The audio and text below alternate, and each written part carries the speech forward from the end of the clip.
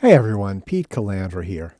Today's video is an excerpt from one of the college courses I teach where I go over different ways to set a melody, how to write accompaniments, how to harmonize a melody. It's part of my film scoring class, and it's a kind of like a reaction to some of the first few assignments the students handed in, where I thought they had really good ideas, really good germs for ideas for the assignment, but the ideas they had for accompaniments didn't work very well at all. So I put together this presentation, and now I'm sharing it on YouTube.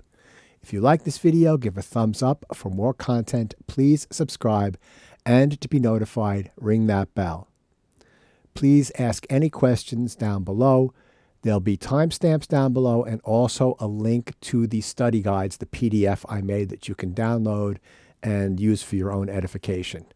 I've been Pete Calandra once again. Thank you so much for watching, and let's get right into it. Setting a melody is really an important skill.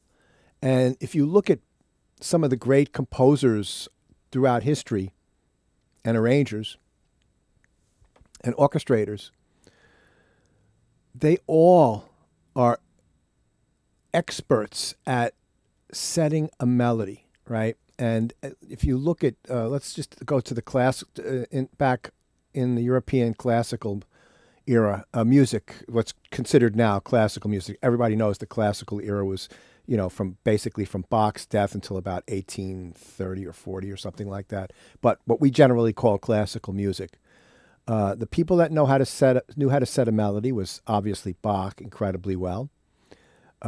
Obviously, Haydn, Mozart, Beethoven, and my distant relative, which is true, Clementi, Muzio Clementi was very good at that. And but moving forward, you look at how Debussy would set a melody, right? The accompaniments he used, the harmonic changes he used. Really amazing stuff. Debussy, incredible at that, So what I thought we would do today is, and I'm going to pop this PDF into the, this will be uploaded, but let me pop the PDF into the chat. For those of you that don't know this, which I've got, we have some students in here who are have other majors. They're musicians, but they're not majoring in music, but they have MAP minors. And they're very talented. They're just not music majors, and so they haven't had the rigorous academic training that a Queens College music major has. Bach wrote well over 350, I think the number is, masses, right, over a period of like 6-7 years, and they were called cantatas. And because that was one of his jobs, he was the composer at church composer, and as such, he borrowed and recycled things. But one of the things was, at the end of the Mass, they would take a Lutheran hymn melody already, and Bach would harmonize it for the end of the Mass. And these are things that have been used for centuries to teach 4-part writing. Okay? And so this is from my book from 1978. I still have it. And these are my little notations here where I did some figured bass under here, which is unimportant. But you can see that, it's what he wrote here was very detailed, right? Like if we look at the first one, let's see, I have to sight read this. I should have practiced this one.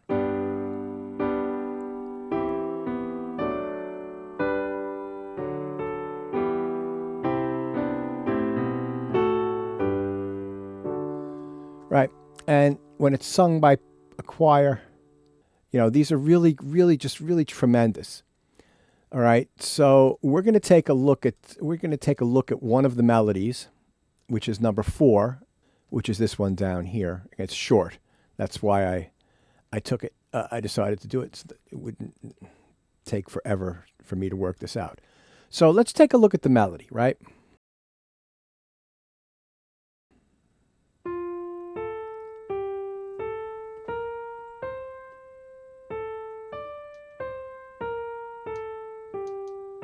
One second.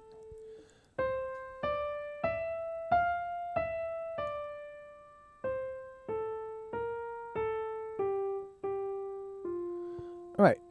Nothing fancy about that, right? It's really just, it's basically just filling in an octave with notes, and but there's a clear skeleton of harmonic structure, right? The background framework, I'll play. I have Bach sort of transcribed a little simpler than what he did, but we'll get to that. So if we look at our second version here, right?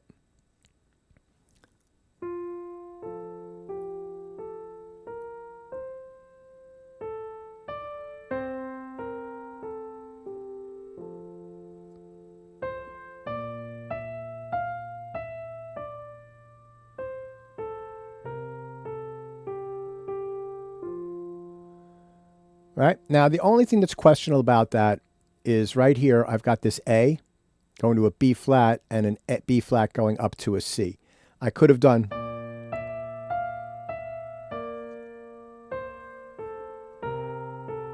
something like that, or just made it a little bit different.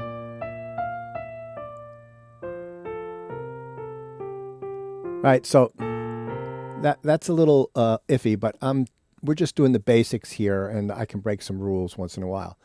Okay, so now you got your basic framework. The beginning is an F major chord to a C chord, back to an F chord, to a B flat chord, to a C7 chord, right? Right? And that's basically it. That's the framework. Now, let's just talk about making this more complex or more full, or having it more interesting or more motion. Whatever term you'd like to use is fine. So the first thing I'll do is I will have a little bit more motion in the bass.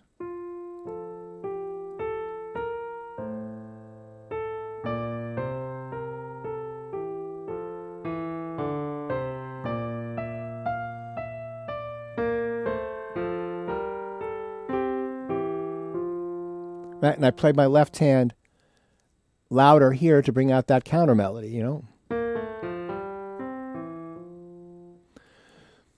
So what have we got here? So we've got a 1 chord, an F. And for those of you that don't know this, we're in the key of F. And if you take every note in the scale, F, G, A, B flat, C, D, E, and F, and you assign it a Roman numeral, starting with 1 and ending in 7. So F is 1, G is 2, A is 3, B flat is 4, C is 5, D is 6, 7 is E, and then back to 1. And the resulting triad that stays in the key above that is that's how we talk about it when we're discussing analysis like this. So a 1 chord in the key of F is an F. So, and then right here, it's an F chord again, but this time it has an A in the bass, right? And I could tell you that that's a 1-6-3, that's the figured bass thing, but that's not really important. And then filling in that B flat right here in the bass, leading to the C. And what's happening there is that I've got basically, it's an octave displaced, but it's basically, I've got an interval right here, right, between the F and the A of a tenth. And then right here, this A and C, again, is a tenth, basically a tenth, even though it's the C is an octave higher. Then another tenth, folding into an octave. And then a tenth on here, right, the E and the G. Then tenth on the F and the A. Then moving down scale-wise, then the C, right? This is basically an octave right here, opening up to a tenth on this measure here.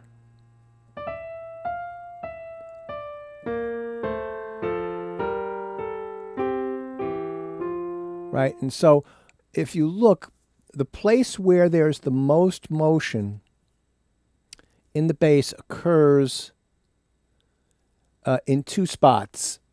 And can anybody discuss what's happening why I'm able to do that in the first spot, which is right here.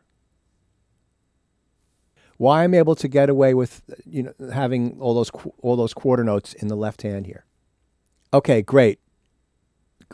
So there's less activity here, which means we can fill in here.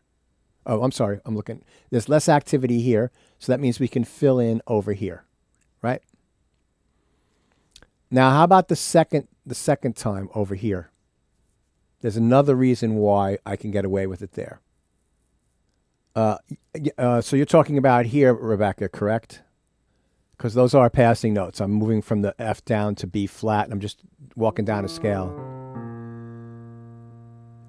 Okay, so both, you think? Okay, both, yes, but I'm thinking in terms of making a little melody on the second one and also keeping the intervals consonant, right? That's the trick of this, and to not jump into fifths on in the same direction.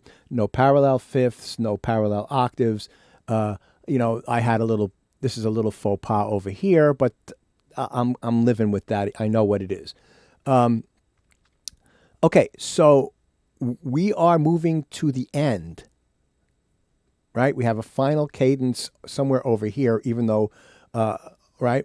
And so I want more motion to lead us to the end. And so how I do that is after this note hits, I fill it in with this little melody here. And then I mimic the rhythm of this measure up here, down here. Right? So that sort of ties that together. So I'm moving towards a cadence, and I want to give us a feeling that we're going somewhere. So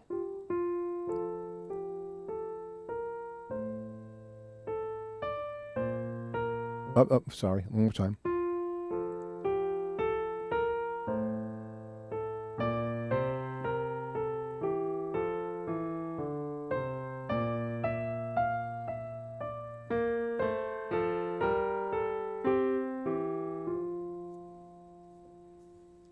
And then I also like to do contrary motion on the last two notes. So I've got E moving to F and G moving down to F. So up and down. Okay. Now, let's add a third voice, right?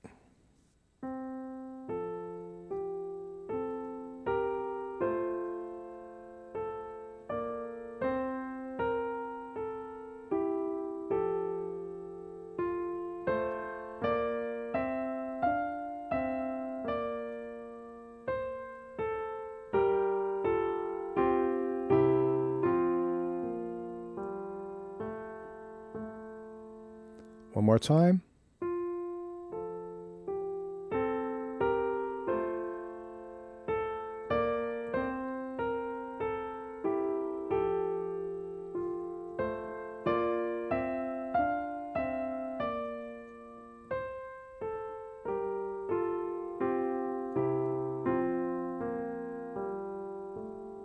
Or I could do something like that.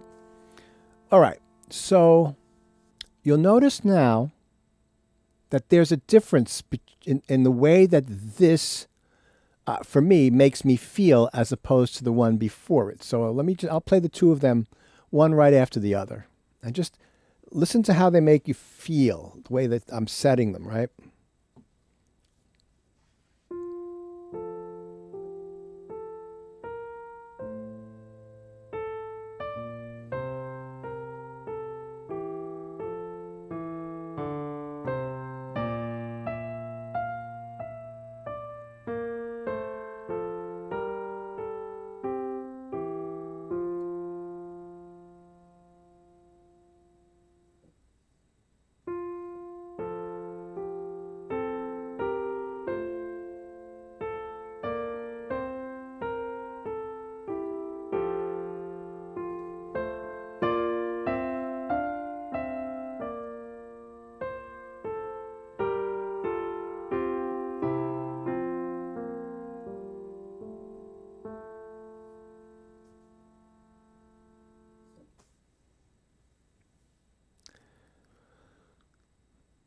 Anybody have any ideas as to any comments about how the two compare in terms of the emotional content?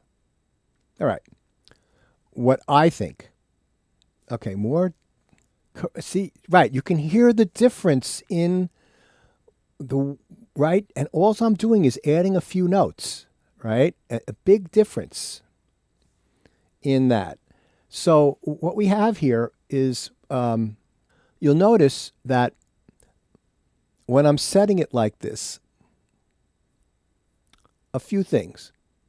The bass line is ascending quite often.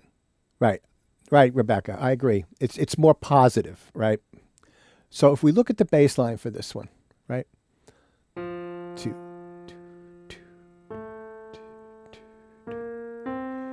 Right? So I'm going up. On the previous one, I went.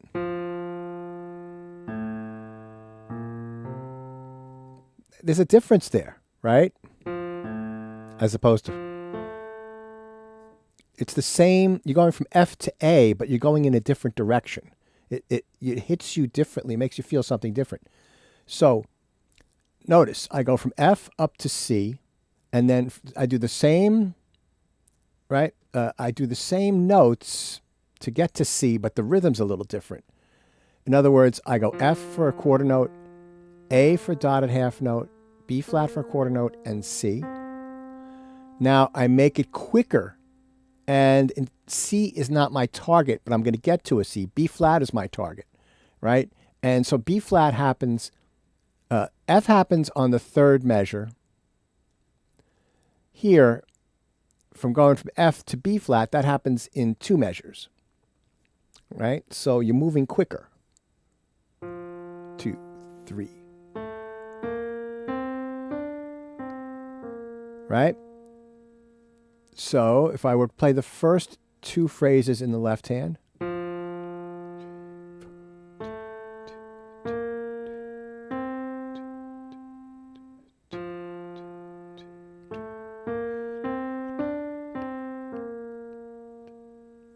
so you have two phrases that are different. The end goal happens at different times during the phrase. Now, I add in the third note, but the third note is not busy, and doesn't start right away. It is the third sound to come in. So in other words, we have, right? It comes in on beat 3. But what happens if I play just the bottom, the bass note, and I guess this would be the alto or the tenor voice. 1, 2, 3.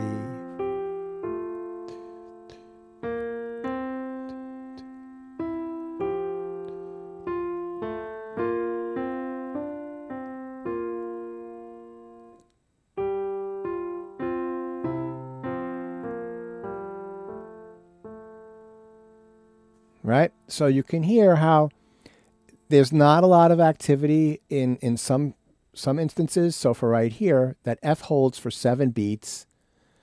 And here, the F, I play it again, but it's basically from here, 2 beats, 4 beats, 8 beats of F. And there are times where, if we look at the top 2 notes, we get so parallel motion or similar motion, and then the top note is moving up to C, the bottom note is moving down to F, and then holding that, and then right here we've got this really dissonant interval right here, the second. So that's kind of like an appoggiatura or an appoggiatura, or a struck suspension, right? So we got that F, G, and A, but then it resolves down.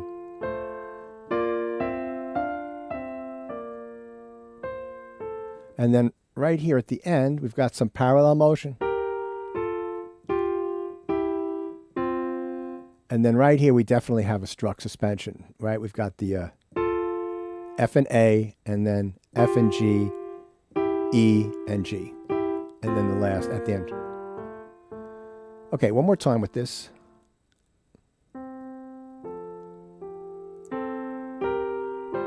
Oh, pathetic, sorry.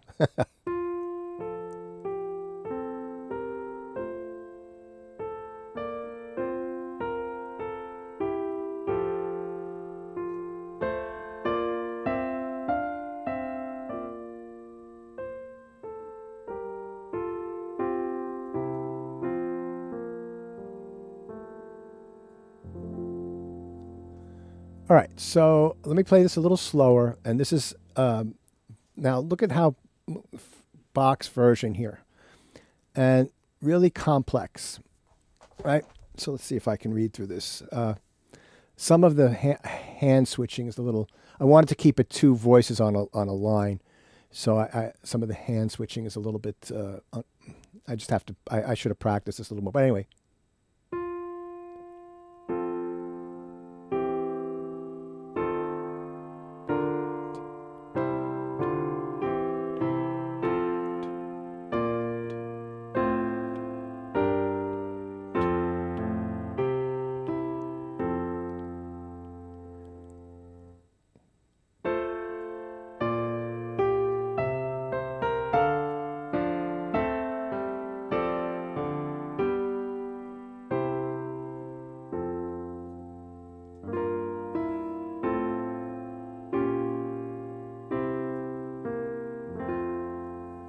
Okay, that was about like an 85. Anyway, see how complex it is? Look right away, there's chromatic tones in here. So he goes, right, so he's doing that stepwise motion down. To get to that C, right? So it's he's got an F chord, he's got a C with an E in the bass. He's got an F with an E flat in the bass. That's a 5/7 of 4, or in this inversion, it's the 5/4/2 of 4/6, because we have the B flat chord, which is the 4 chord in the first inversion, and then to the 5 chord. So if I were just to play this,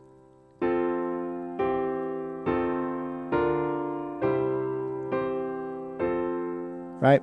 So if without the eighth notes, these passing tones right here.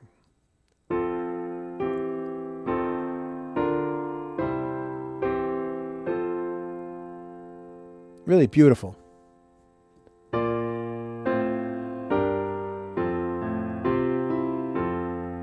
Now right here, this is a little tricky to play starting up here for me.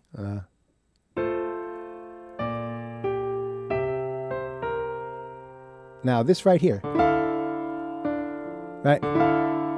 So right here you've got this E that's held over. So we go from, and we're doubling the third there, which is supposed to be a no-no, but you know, when you're Bach, you can do it, right?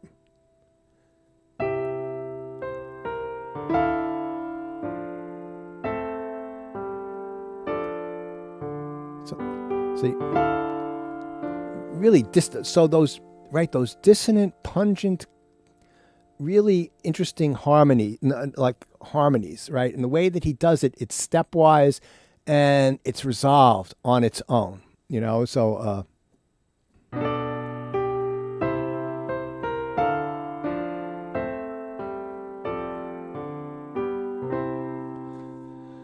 yeah. Right, and those kinds of chords, they're really spicy and emotional. So, and then the other thing that he does that's really interesting is he goes out of the key here. He gives us a B natural.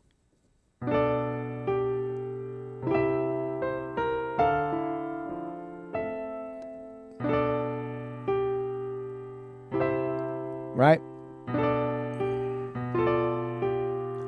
So we go from here. We have an F chord in the first inversion, and the F and the A are tied together, and then he goes from C and A to D and B in the outer voices. Then the A moves down to G, and then the F moves to E downward, and the D moves to E upward. So that's like one of the only ways that you can get those, use those double the third in the chord voicing, the way he does it there. And he gets right to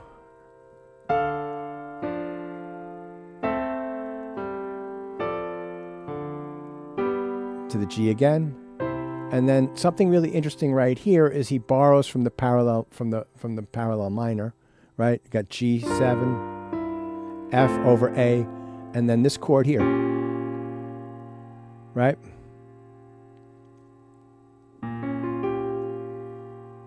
Right here. Anybody know what chord that is?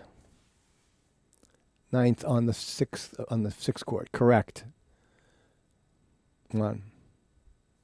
So this chord right here, bar 3 of the penultimate measure. Right, correct. So Juan's got it, and Daniel, you've got the correct chord. Or it could actually, it's actually Daniel. Stack up the thirds. Right, right, exactly. There you go, Daniel. That's perfect. So it's 2 half diminished, right? Because we're in the key of F. He's borrowing that D flat from that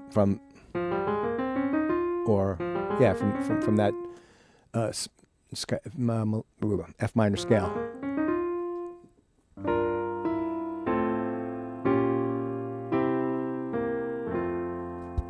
Okay, so we've now heard this for the past half hour or so, 20 minutes, 25 minutes, in very traditional ways. And you can see how I have this basic skeleton, and I'm able to fill in the blanks to get to this a little bit more involved and even more involved, while keeping the framework the same.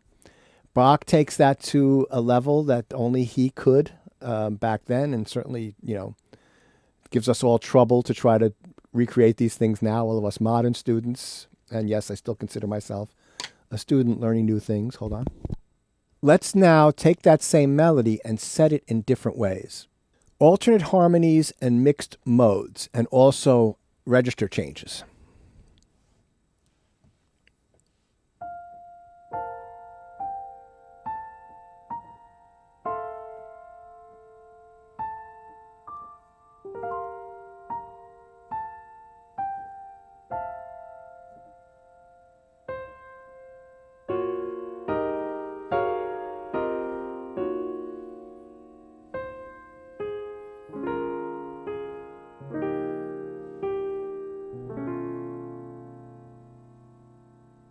So that's just the first phrase, right? Oh no, that's the whole thing. Anyway, okay, let me play that one more time. And just, when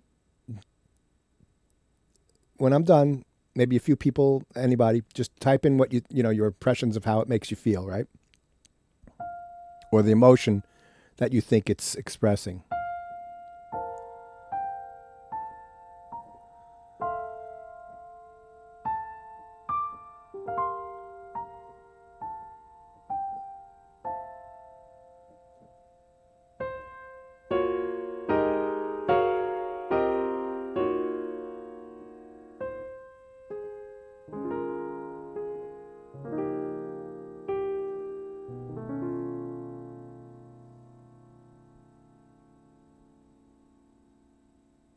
Different view, same thing.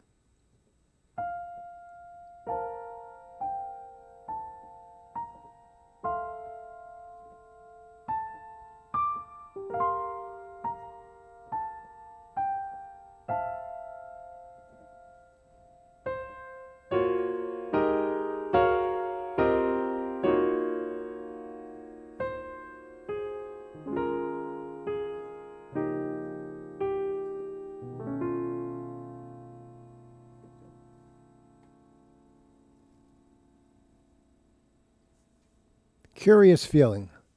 Uncertainty. Right. So this goes through a series of emotions. It's the same melody, but it goes through a series of emotions.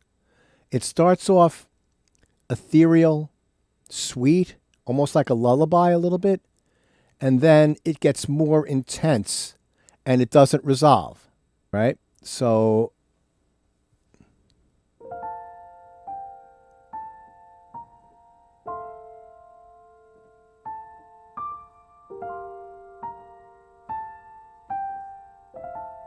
So let's just take a look at that. First of all, I'm an octave higher, which gives me an airier feeling, correct? And I'm not very busy with the chords.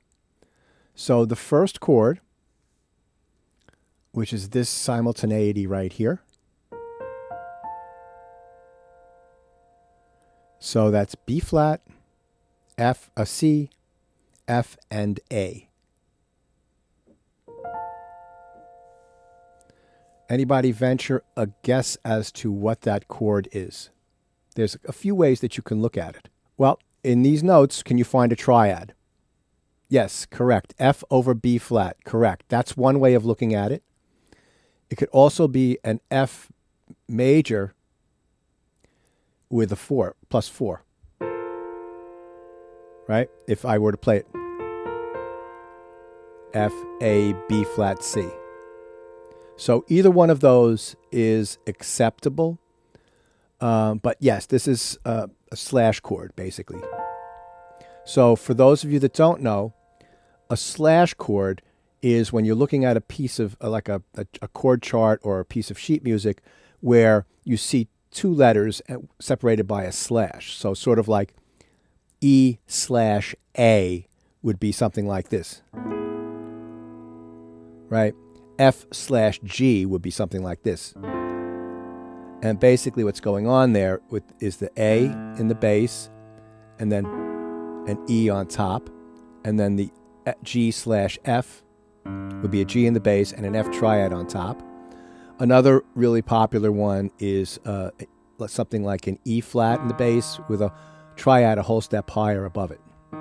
So that would be F over E flat. There's lots of these, you know. They're used a lot in 70s pop music for sure. And they've got a great sound to them. Okay, so now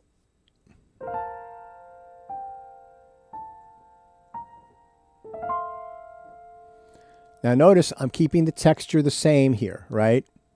It's a 4-voice texture. And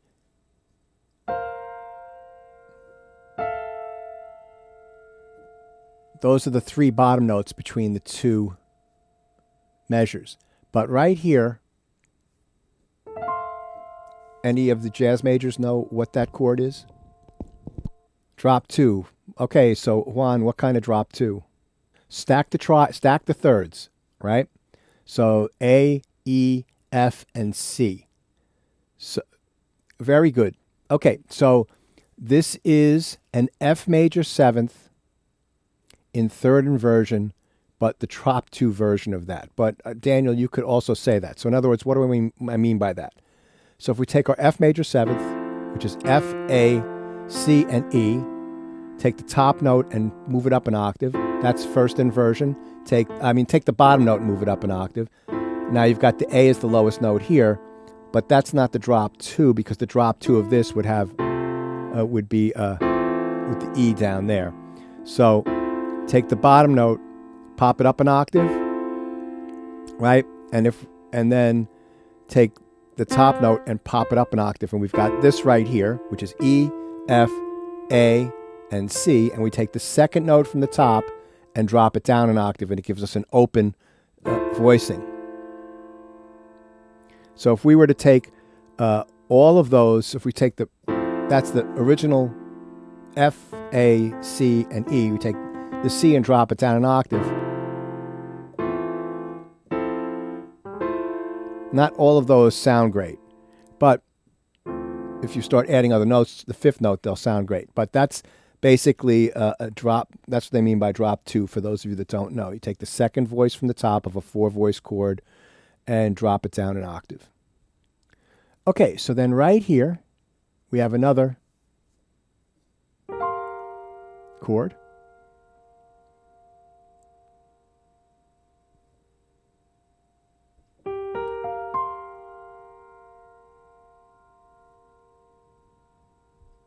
Anyone venture a guess what that is?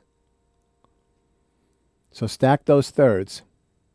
Yes, G minor 11. That's a possibility. It also could be, right, a G minor 7th suspended. And then just goes right down the scale. And then the last note here, last chord here on this bar here, right? That's an F major 7th in second inversion, a C, E, F, and A. So if I were to just play the bottom 3 notes at the beginning of each measure,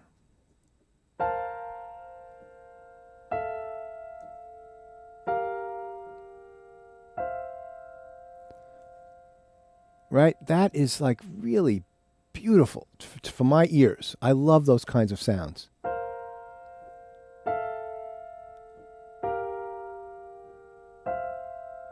And they all have one thing in common. All 4 of those chords. What do they have in common? Thank you, Daniel. They have an F. The top note is an F. So it's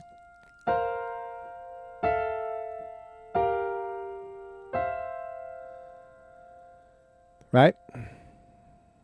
So F, F, F, and F. Now if we take the bottom 2 notes and play them together,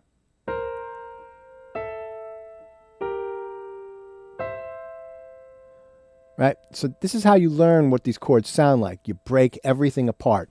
If we take the top note of the chord and the bottom note of the chord,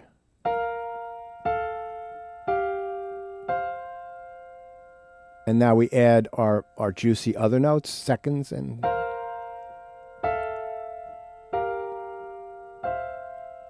it's beautiful, right? But it's evocative, it's emotional, but it's not a lot of notes, it's not busy, and it's direct, right? So it's a very direct sound.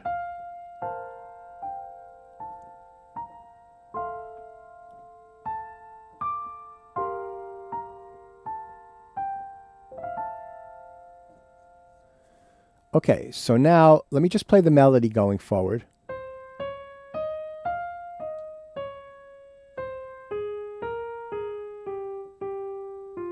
So I've done 2 things here. Anybody be able to tell me what I've done here? I've altered it, right, from the original. Good? Daniel?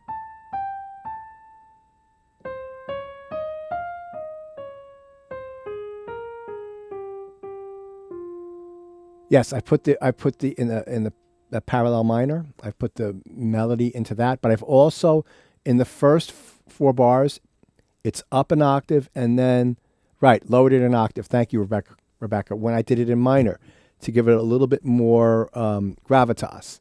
So let's listen to some of those chords that I've got here. So take it from this C and I'll just go through to here. All right.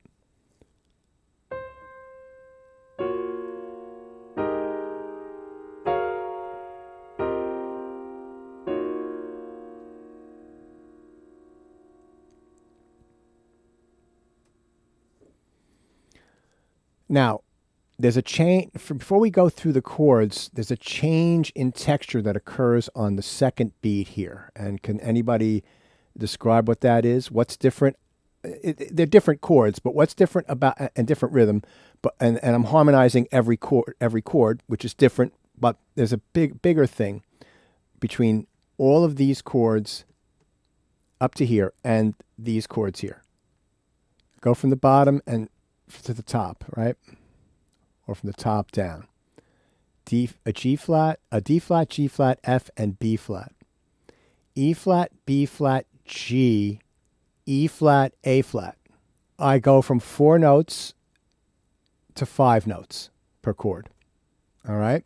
And so that really that helps to change and make things more intense.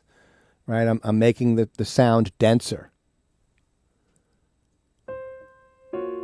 Right? That's similar to just an octave lower and a half step higher. But now,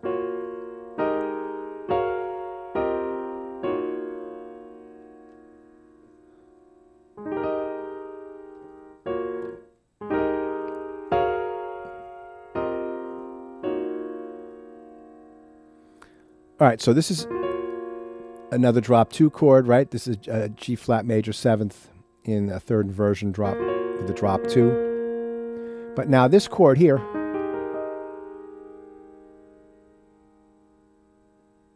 A flat, E flat, G, B flat, and E flat. Correct, Daniel. And I've done something here that I haven't done yet. I've doubled one of the notes. I could have actually made that an F on the bottom, which would have really confused things. You know, I could have made this an F instead of an E flat. But I like the way it sounded better. Okay, so the next chord.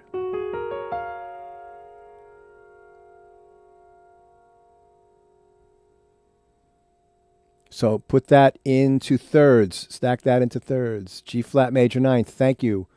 Right, but it's in close position, like even closer position than this. So if I was Steely Dan, I would call this G flat major seventh plus 2. Right?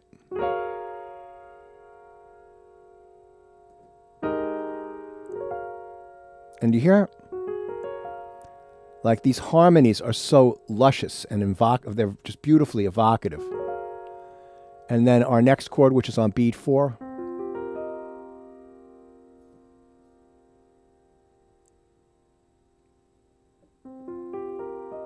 Again, stack those thirds.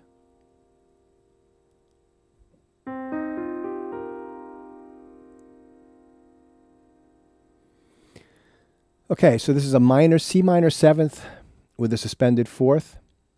It's also a pentatonic chord because if we take that C and drop it up move it up an octave, we have the notes of a pentatonic scale, right?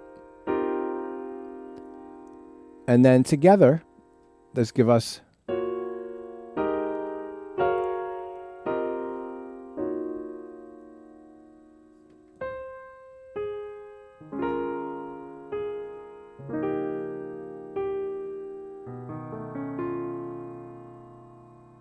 right? Again, I'm sticking with the 5-note textures, and as I'm getting towards the end, I have, instead of over here where I've got a chord on every beat, I've only got 2 chords in this measure.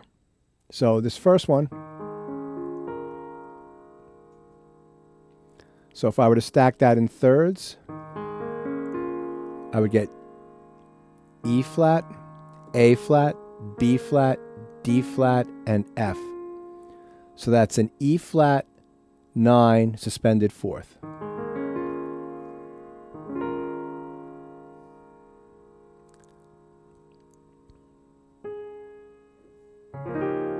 And now this chord here,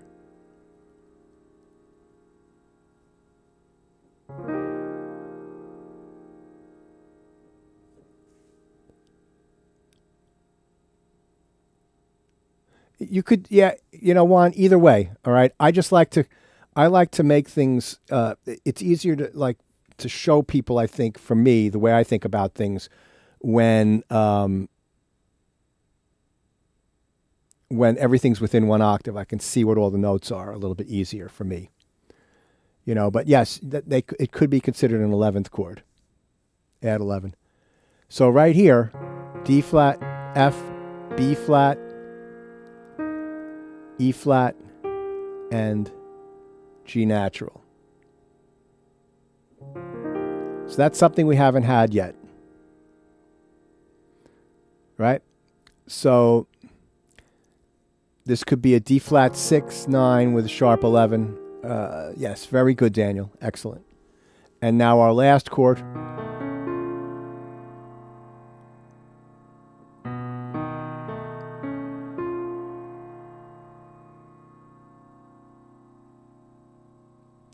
So this is a C flat 7, flat 5,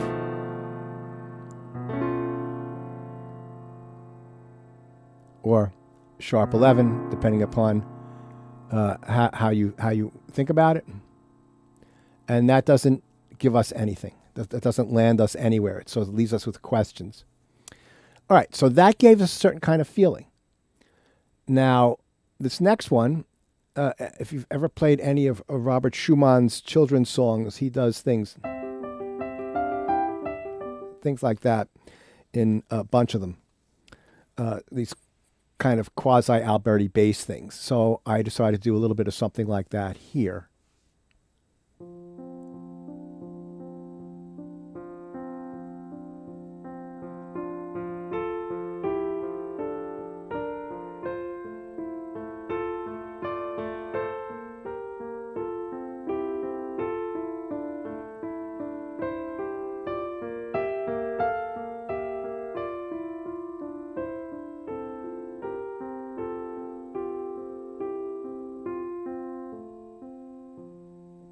One more time.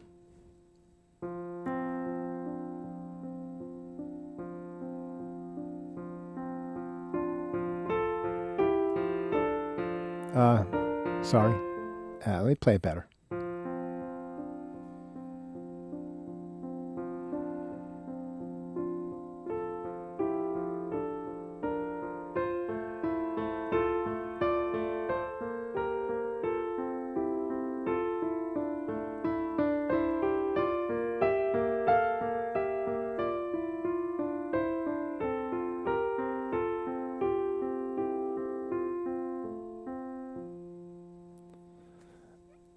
Not quite sure about this measure here. I might have another look at that, but you get the basic idea, right? So again, the same melody set differently with a completely different feel, right? And this melody's unaltered, but I've got a different style of bass, right?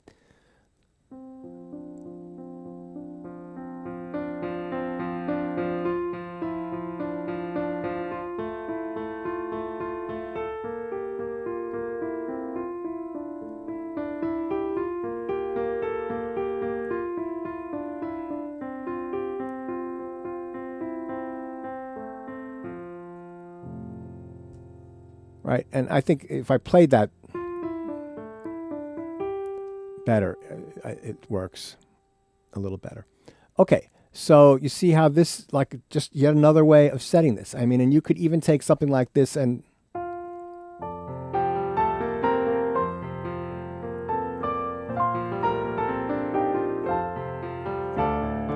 right, with different kinds of accompaniments in the left hand. I'd have to practice that one and work it out, but you know, that rolling kind of bass.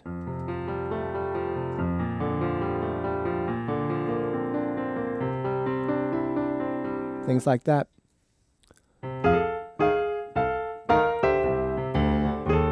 Right, I mean, you could do all sorts of things with it, and it just has a completely different feel to it. All right, let's take another one right here, right?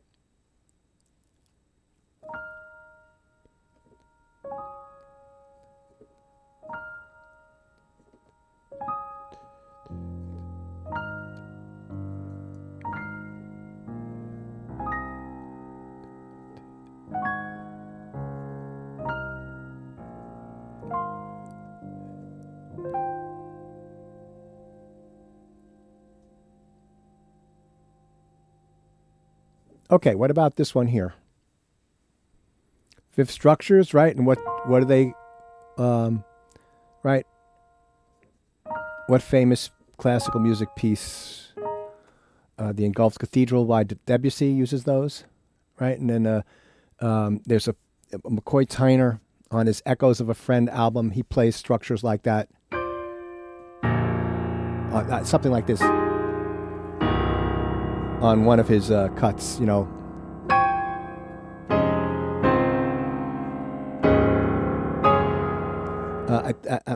Is it the beginning of The Promise? I forget what it is. I'd have to go search that up again. But yes, open. And that, what fifth structures give you what kind of a feeling?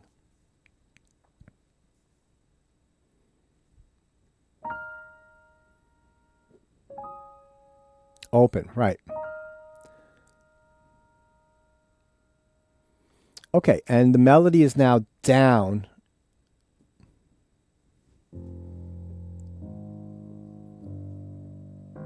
And in minor. So it makes it sound a little mysterious, right? Ominous, yes. Yeah, I think Rebecca, it would be ominous if it was on its own, but when you have those airy and spacious chords, it might be more mysterious than ominous. But ominous could work.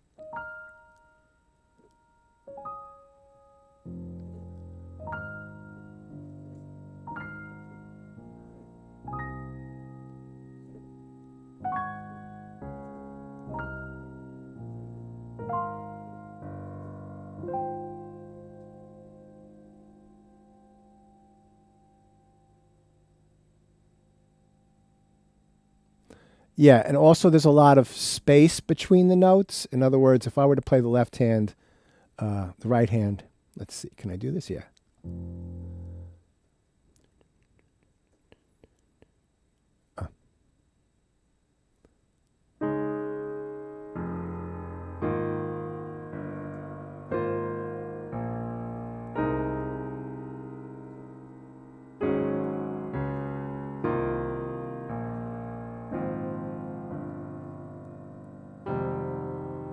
Right, I dropped the right hand way down into this. Yeah, like in other words, the right hand was up here, and then I played it down here.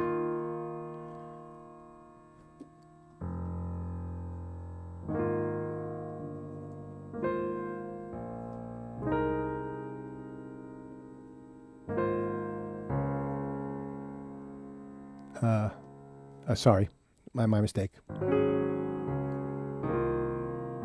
That actually sounds great.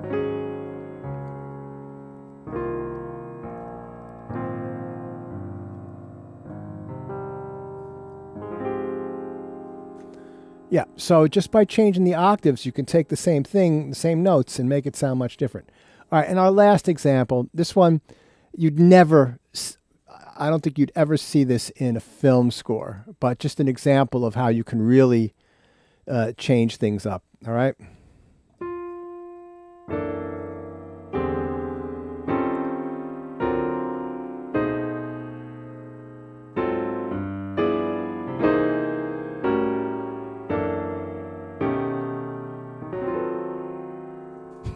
One more time, a little more delicately.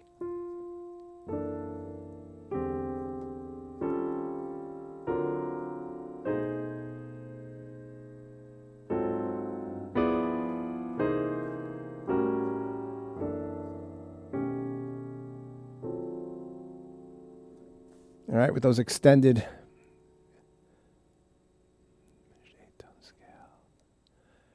I don't think I'm using the diminished scale on this. I mean, that chord. Maybe. But these are just extended harmonies, you know, sharp 9 chord, sharp 9, sharp 5, right? Sharp 11, 13, sharp 9, sharp with sharp 5. Let's see. Flat 9, 13, flat 9, same there. Another flat 9 chord.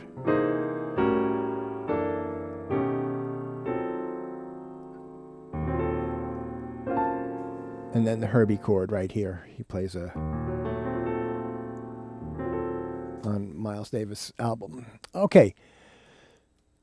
All right. Playing it softly, I think you can get away with all the extensions. Correct. That's another thing. That's a great point, right? So let me play this. Let me play the last two. I'll play the last two a couple different ways, and hear the difference between the two. All right.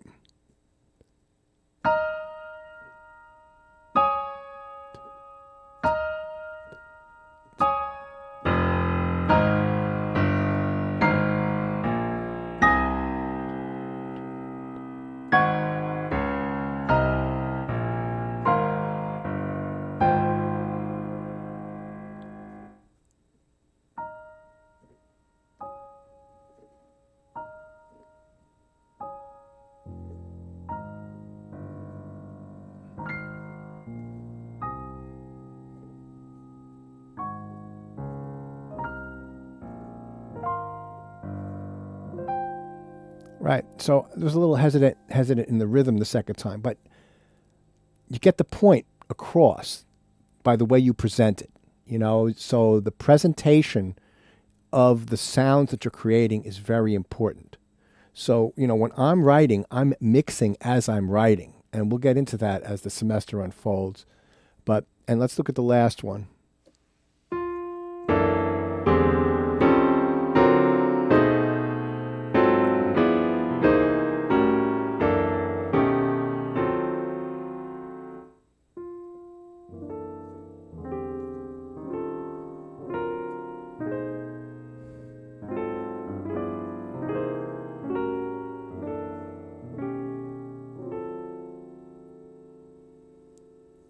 So the second time through, it's easier for me also to bring the melody out the second time through when it's softer like that.